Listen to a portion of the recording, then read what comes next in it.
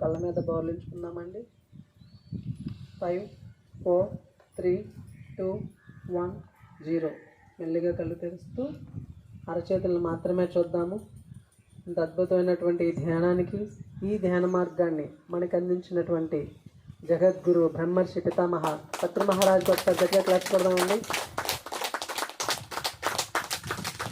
ప్రతి ఆదివారం ఎంతో అద్భుతంగా నిర్వర్తించుకున్నటువంటి ఈ ఆత్మీయ సత్సంగాలకు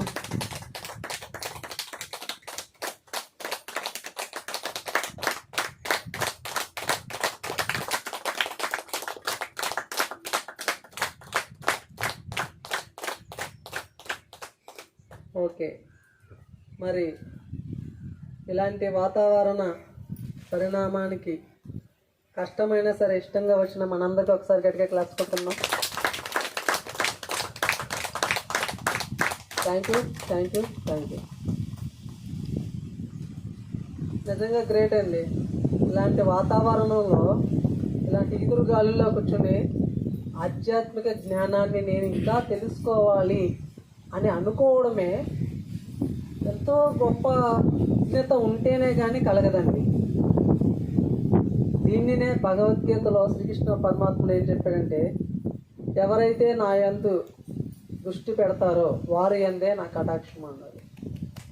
నా యందు అంటే ఏంటి? శ్రీకృష్ణ పరమాత్ముడు నేను అంటే ఆత్మాన్ని బోధించాడు. మరి మనందరం కూడా దేని మీద దృష్టి పెట్టడానికి వచ్చాము? మన ఆత్మ మీద మనం దృష్టి పెట్టుకోవడానికి వచ్చాము. అంటే శ్రీకృష్ణుడి మీద దృష్టి పెట్టినందుకు అప్పుడు ఈ ఆత్మ నుంచి వచ్చేటువంటి ప్రతి లాభం కూడా, ప్రతి కటాక్షం కూడా మనకే కలుగుతుంది తిరిగి. మరి అటువంటి ఆత్మాభిలాషులందరికీ కూడా మరొకసారి ధన్యవాదాలు తెలియజేస్తున్నాను. Thank you. మరి ఈరోజు తిరుపతి నుండి వచ్చారండి రాణి మేడం గారికి ఒకసారి గట్టిగా క్లాస్ కొట్టు సాధారణంగా మనం వేదిక పైకి ఆహ్వానించుకుందామండి.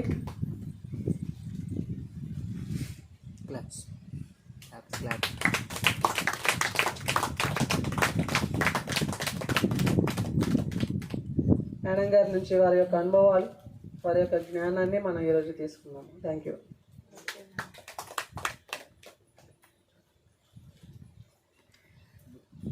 అంటే చిన్న పిల్లాళ్ళగా నువ్వు మారిపోయావంటే భగవంతుడివే నువ్వయ్యా అని అన్నా. అంటే వాడికి ఎలాంటి స్వార్థం ఉండదు, మలినాలు ఉండవు, ఏముండవు.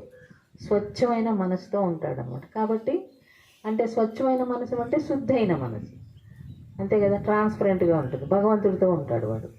కాబట్టి వాడు భగవంతుడు అన్నాం. ఈ మాట ఆయన చెప్పాడనమాట. ఈయన చెప్పారని బయట రాలేదు, కానీ జీసస్ చెప్పారని బయట వచ్చింది అది.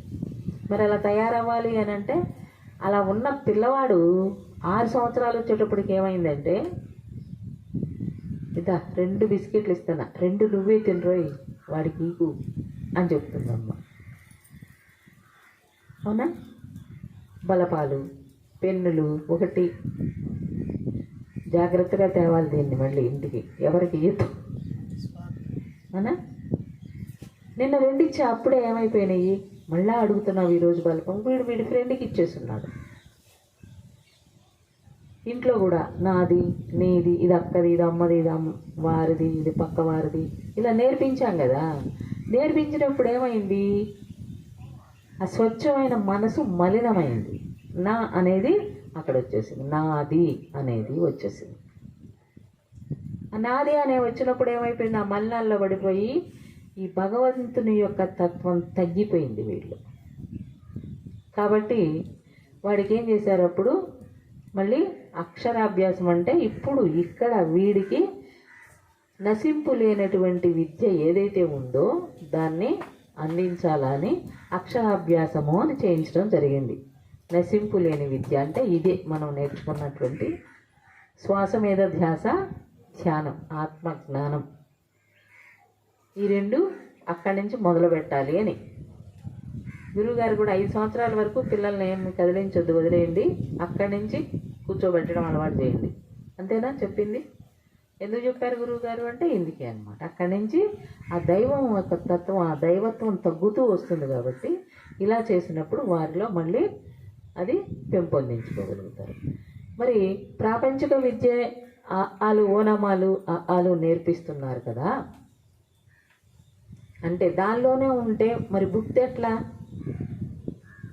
భుక్తి కావాలి కదా. కాబట్టి ప్రాపంచికపరమైన చదువు నేర్చుకుంటూ అది నేర్చుకోవాలి, నంబర్ 1గా ఉండాలి, దాంతోనే మనకు భుక్తి జరగాలి అంటే ఆధ్యాత్మిక విద్య అయిన ఈ ధ్యాన విద్య తోడైతేనే ప్రాపంచిక విద్యలో విజయాన్ని సాధించగలుగుతారు. ఇప్పుడు చూడండి, స్టూడెంట్స్ మొత్తానికి ధ్యానం చెప్తున్నామా మనం? జ్ఞాపక శక్తి పెరుగుతుంది అని చెప్తున్నామా? చెప్పట్లా? బాగా ధ్యానం చేసి చదువుకో, బాగా అర్థమవుతుంది అని చెప్తున్నామా? దాంట్లో మనం బాగా అనుభవం పొందున్నాం. ముందు అర్థం కాని పుస్తకాలు ఇప్పుడు తీసి చదివితే చక్కగా అర్థం అవుతాయి. ధ్యానం చేసిన తర్వాత చదివినప్పుడు పుస్తకాలు బాగా అర్థమవుతాయి. అంటే మన ఋషులు, మునులు, యోగులు కొన్ని బుక్స్ రాసే మనకు అందించారు కదా. మరి ఆ పుస్తకాలు మనకు అర్థం కావాలంటే, చదవాలంటే ప్రాపంచిక జ్ఞానం కావాలి, బాగా అర్థం కావాలంటే సాధన కావాలి. రెండు ఉన్నప్పుడే ఆ బుక్స్లో మనం చదవగలుగుతాము. సాధన చేసినప్పుడే ఆ బుక్స్లో మనకి అర్థమవుతుంది ఆ పుస్తకాలు. వాళ్ళందరూ మనకి ఇచ్చిన జ్ఞానాన్ని తిరిగి అందుకోవాలి అంటే ధ్యానము అన్నది ఖచ్చితంగా ఉండాలి. అంతేనా? అంటే ఏమని అర్థమైంది ఇప్పుడు మనకి? ఈ భూమి మీద జన్మ తీసుకున్న ప్రతి ఒక్కరూ కూడా సాధన చేసే తీరాలి. లేదు గీదు అన్నాడు అంటే వాడు ఇంకా కొన్ని జన్మలు పడుతుందన్నమాట. అంతే కదా. మరి ఇక్కడ మనం ఎంతమంది వచ్చాము? 23 మంది వచ్చాం కదా. 10 మంది దాకా వస్తున్నాం అనుకున్నాం. అంతే కదా. ఇప్పుడు మనం ఏం చేయాలంటే, నేను ధ్యానం చేశాను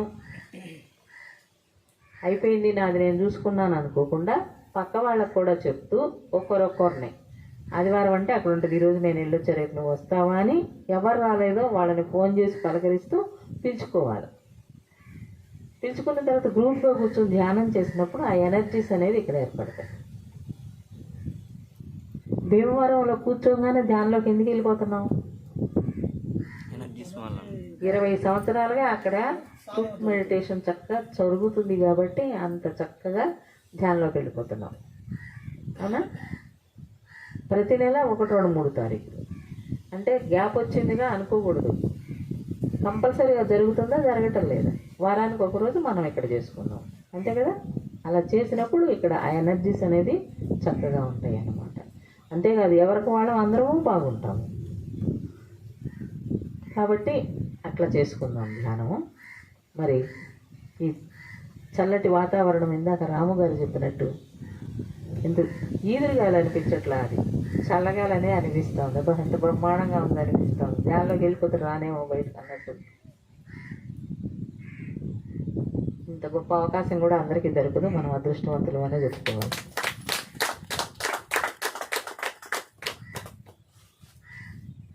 ఈ సృష్టి ఎలా ఏర్పడింది అన్నది తెలుసుకుందామా?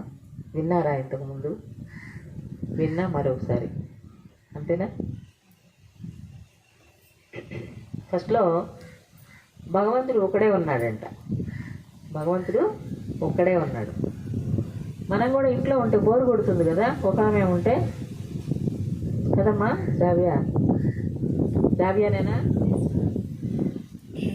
తమ్ముడు ఉంటే బాగుండు, వాడు లేడు, బోరు కొట్టింది అనుకుంటాం కదా. అక్కుంటే బాగుండు, బోరు కొట్టిందని వాడు అనుకుంటాడు.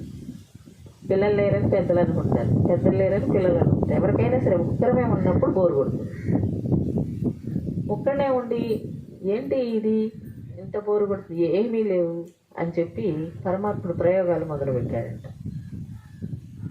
ఈ సృష్టిని సృష్టించడానికి ప్రయోగాలు మొదలుపెట్టారు. అప్పుడు ఏమైతే అలవాటైనయో మనకి ఆ వాటిని వదలడం మొదలు పెడితే నీకు త్యాగ బుద్ధి అలవాటు అవుతుంది. గుర్తించుకోండి, మనోస్థితిలో ఉన్నప్పుడు ఏమేమి ఉన్నాయి మనకి, అవి ఏమేమి వదలాలి, ఎట్లా అన్నది గుర్తించుకుని వాటిని వదులుకుంటా పోయినాము అంటే చక్కగా ఆధ్యాత్మికంలో బాగా ఎదగగలుగుతాము అని మరి మనకు చక్కగా చెప్పడం జరిగింది గురువులు. ఈ వదలడం అనే దాని మీద ప్రాపంచకంలో కూడా పిల్లాడిని స్కూల్కి పంపించాం. ఎల్కేజీ అయిన తర్వాత దాన్ని వదిలేస్తేనే తర్వాత పోతాడు. యూకేజీకైనా అట్లా ఒకదాన్ని వదిలేసిపోతేనే పెద్ద చదువు చదవగలుగుతాడు. అంతేనా? ఆ తర్వాత విద్యార్థితనం వదిలేస్తేనే పెళ్లి చేసుకుంటాడు. ఆ తర్వాత అంతేనా? వాడిది అలా జరుగుతూ ఉంటుంది. ఓ తల్లిని తీసుకున్నాం. ఆమె తల్లి కావాలి అనుకుందంటే ఎన్ని వదిలేస్తుంది? ఎన్ని వదిలేస్తే ఒక తల్లిగా ఆ బిడ్డ దగ్గర అమ్మ అని అనిపించుకోగలుగుతుంది? అనా కదా? అక్కడ టాయిలెట్ ఉంది అంటే ఆవే పేడేసిందంటే తిరిగి ఇటు తిరిగి వస్తున్నాం మనం. కానీ దాన్ని చేత్తో పట్టుకొని పిడకలు చేసుకుంటాం, అన్నిటికీ ఉపయోగించుకుంటాం. కానీ మనిషి పిల్లాడు దొడ్లోకి వెళ్ళాడంటే ఏం చేస్తున్నాం? నవ్వుకుంటూ లేచి శుభ్రం చేసేసి కాస్త పౌడర్ అది ముద్దాడుతాము అండి. అవునా? తింటున్నప్పుడు చేసినా కూడా సరే, మనం తింటా కూర్చున్నా కూడా పిల్లాడు డ్రా చేశాడు అంటే లేచి వెళ్ళి శుభ్రం చేసి అన్ని చేసుకొని వస్తాం. అంత ఓపిక్గా అంతా చేశాం. అవునా? ఎందుకోసం? అమ్మ అనిపించుకోవడం కోసం. వాడి దగ్గర ఆ అమ్మ అన్న పిలుపుతో ఎంత ఆనందపడిపోతుంది. అంతేనా? అట్లా ఎంతో చక్కగా ఒకటి వదులుతూ ఇంకొకటి పొందాలి. ఇప్పుడు కూడా వదలకుండా ఏది పొందలేమన్నమాట. అందుకే ఇందాక త్యాగం అనేది వచ్చింది. ఇన్ని రోజులుగా నేను చేస్తున్నానే కానీ నాకేమీ లాభం కనపడలేదు ఇక్కడ అనుకుంటారు కొంతమంది. నేను ఇన్ని సంవత్సరాలుగా చేస్తున్నానే కానీ నాకు ఇంప్రూవ్మెంట్ అనేది లేదని చెప్తారా? ధ్యానం కూడా ఇంకా బాగా కుదరటం లేదు అని అంటుంటారా? దానికి ఒక చిన్న కథ చెప్పుకుందాం. ఆశ్రమంలో ఒక గురువు గారు భగవద్గీత బోధిస్తున్నారట. ఓ శిష్యుడు కొన్ని రోజుల తర్వాత, గురువుగారు మీరేమో భగవద్గీత చెప్తున్నారు, విన్నప్పుడు నాకు చాలా బాగుంటుంది, అంతా అర్థమైనట్లే ఉంటుంది, కానీ తిరిగి నేను చెప్పలేకపోతున్నాను, నాకేమన్నా ఒక సలహా ఇవ్వండి అని అడిగాడట. ఓ సంతేనా, సరేనైనా అని ఒక గంప ఇచ్చి, ఈ గంపతో మన ఆశ్రమం వెనకమాలున్న ఆ సరస్సులో నుంచి నీళ్లు తెచ్చి ఈ కొండలో పోయి అన్నాడంట. అర్థమైందా? సరే గురువు గారు అన్నాడు. వాడు గంప తీసుకెళ్ళి సరస్సులో ముంచి నీళ్ళు తీసుకొస్తున్నాడు. కుండకాడికి వచ్చేటప్పుడు దాన్ని గారిపోతున్నాడు. ఇట్లా నెల రోజులు చేశాడు. నెల రోజులు చేసిన తర్వాత వాడికి ఐడియా వచ్చింది. కొండలో నీళ్ళు పోయమన్నాడు, ఒక్క బొట్టు పోయలేకపోయినాను, దీనివల్ల ఉపయోగం ఉంది, నాకు సలహా ఇవ్వమంటే ఎట్లాంటి సలహా ఇచ్చాడేంటి గురువుగారు అని మళ్ళీ గురువుగారి దగ్గరికి వెళ్ళి గురువుగారిని అడిగాడు. గురువుగారు, భగవద్గీత గుర్తుండలేదు, నాకేమన్నా సలహా ఇవ్వంటే మీరు గంపించి నీళ్ళు దెబ్బన్నారు, నేను గంపతో నీళ్లు తీస్తే ఒక్క బొట్టు కూడా నీళ్లు కొండలో పోయలేకపోయినాను, నాకేం అర్థం కాలేదు నా పరిస్థితి అన్నాడు. గురువునేమనలేదు, తనే అనుకున్నాడు అనమాట. అంటే ఓరి పిచ్చోడా, బొట్టు నీళ్ళు పోయలేకపోయాను అని మాత్రమే అనుకున్నావు నువ్వు, అంతే కదా. నేను ఈ గంప నీకు ఇచ్చేటప్పుడు ఎలా ఉంది? మురికిగా ఉందంట, నల్లగా. ఆ పొయ్యి కాడనో గట్టు మీద ఏడ వేసి పెట్టాం కదా, అదేమంటారు ముచ్చు మీద, అటక మీద వేసి పెడతాము, అది దుమ్ము పట్టిపోయి నల్లగా పోయింది. ఈరోజు నీళ్ళల్లో ముంచడం వల్ల ఏమైందంటే అది తలతల మెరుస్తుంది చూడరా అన్నాడంట. ఆ మురికంతా కొట్టుకుపోయింది. అంతేకాదు ఇంకొకటి కూడా ఉందిరా అన్నాడంట. ఏంది గురువుగారు అంటే, తెచ్చేటప్పుడు కారిపోయిన నీళ్లు చూడు, అక్కడ అదంతా ఎంత పరిమళంగా పచ్చగా పూలు పూస్తుందో అన్నాడంట. ఆ దారి ఆ గంపలో తెచ్చేటప్పుడు నీళ్ళు కారినాయి కదా, అక్కడ ఎండిపోయిన చెట్లంతా కూడా చిగురించి చక్కగా పూలు పూస్తాయి. ఆ నీళ్ళు పడినాయి కదా, చక్కగా పూలు పూసింది. ఏమీ లేదని నువ్వు అనుకుంటావు, కానీ ఉంది కదరా అన్నాడు. అలాగే మరి మనకు కూడా నిత్యము సాధన చేస్తున్నప్పుడు పుట్టిన దగ్గర నుంచి, అంతేకాదు 350 జన్మల నుంచి పోగేసుకున్నదంతా పోవద్దా? మరి పోవాలంటే ఎన్ని రోజులు చేయాలి ధ్యానము? అది కూడా సరైన ధ్యానం, సరైన మార్గంలో, సరైన పద్ధతిలో చేసినప్పుడు మనకి ఫలితం ఉంటుంది. అవునా? అటు ఇటు తప్పలేసి మళ్ళా వచ్చినాం అనుకో, మళ్ళీ మామూలే అయిపోతుంది కదా. అట్లా నాకు లేదనుకోకుండా చక్కగా సాధన చేసినప్పుడు మనలో తెలియకుండానే ఆ మార్పులు అన్నవి జరుగుతాయంట. ఆ భగవద్గీత చదువుతా ఉన్నాడు అంటే వాడికి గుర్తుండకపోవచ్చు, చెప్పలేకపోతున్నాడంటే చెప్పలేకపోతున్నాడు, కానీ వాడి లోపల మార్పులు అన్నవి జరుగుతున్నాయి. అలాగే మనం సాధన చేసినప్పుడు మనలో ఆ మార్పులు అన్నవి జరుగుతాయి, జరగకుండా ఉండవు అన్నమాట. అందుకని నాకు అక్కర్లేదు, ఇన్ని రోజుల నుంచి చేస్తున్నాను అనే భావన మనలో రానికూడదు. అలా ఉన్నప్పుడు మనం చక్కగా జరుగుతాం అన్నమాట. ఇట్లా సారు రాఘవరావు సారు భీమవరం ఎంతమంది వచ్చారు ఇక్కడ?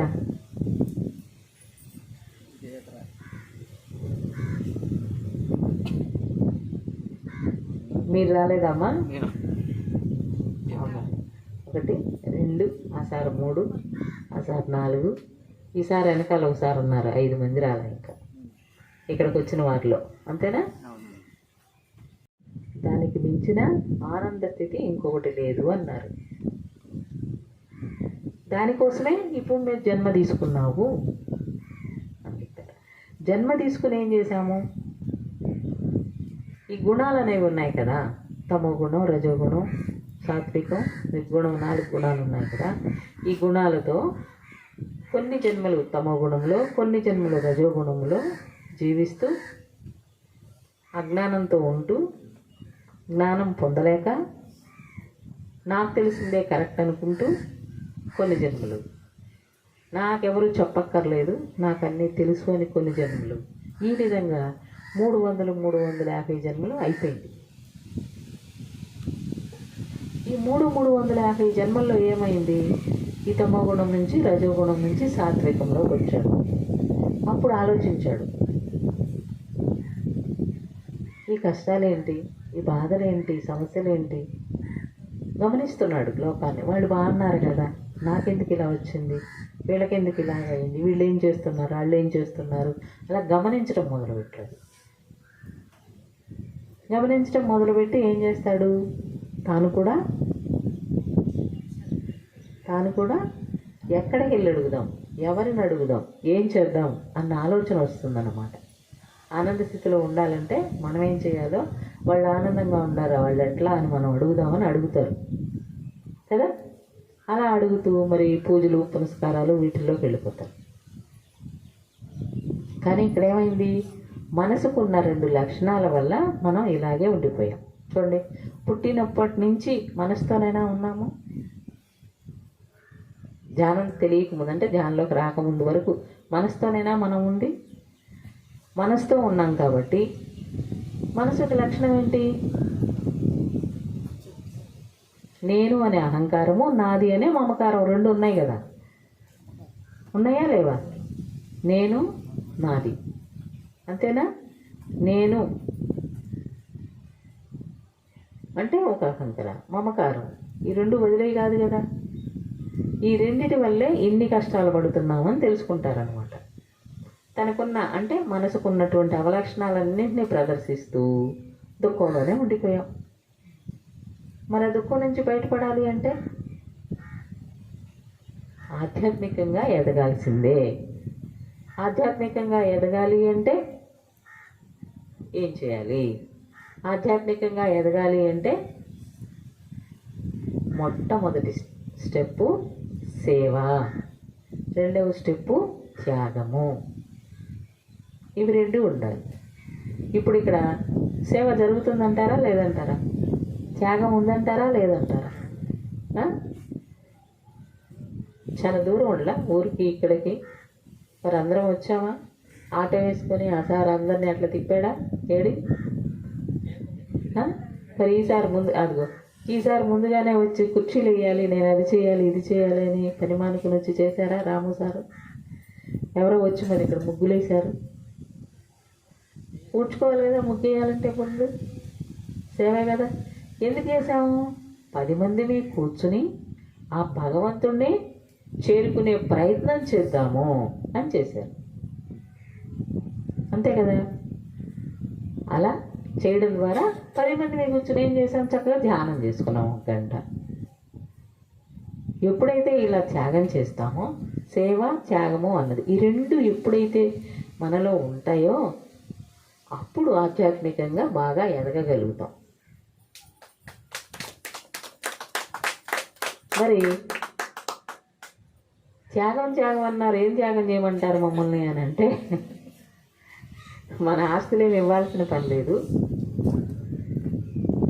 మన ఆస్తులు ఏమీ చెప్పండి. ఉదయం 4 నుంచి చటవర్తి వారు సార్ ఉంటారు, జూమ్ అని చెప్పాను, ఆ నంబర్లో చేసుకోండి. దాంతోపాటే ఇంకొకటి వస్తుంది ఈవినింగ్ జూము 6 గంటలకి. పొద్దున్నే మాకు కుదరదు అనడానికి లేదు, పొద్దున్నే సమయం మందే ధ్యానం చేసుకోండి. సాయంత్రం 6 నుంచి 8 వరకు కూడా జూమ్ వస్తుంది. ఆ జూమ్లో కూడా జాయిన్ అయినప్పుడు మరి 1 గంట ధ్యానం చేసుకోవచ్చు, 2 క్లాసులు వినొచ్చు. ఇప్పుడు 3వ క్లాస్ కూడా ఇవ్వమన్నారు సార్. ఎవరైనా నా క్లాస్ చెప్పాలని ఉంది అని అంటే క్లాస్ ఇస్తాము, 3వసారి టైం ఇస్తాము, వాళ్ళు క్లాస్ చెప్పచ్చు అనమాట. అట్లా కాబట్టి 3 సార్ రోజు చేరాలని లేదు సార్, టైం ఉన్నప్పుడు చేరి క్లాస్ చెప్పుకుందాం, క్లాస్ విందాం, ధ్యానం చేసుకుందాం అట్లా. మరి ఈవినింగ్ జూమ్లో కూడా జాయిన్ అవ్వండి. ఈవినింగ్ జూము మా ఇంట్లో నుంచి నడపడుతుంది, దాని నుంచి కూడా జాయిన్. ఇది కూడా సారే నడిపిస్తున్నారు, రాఘరావు సార్.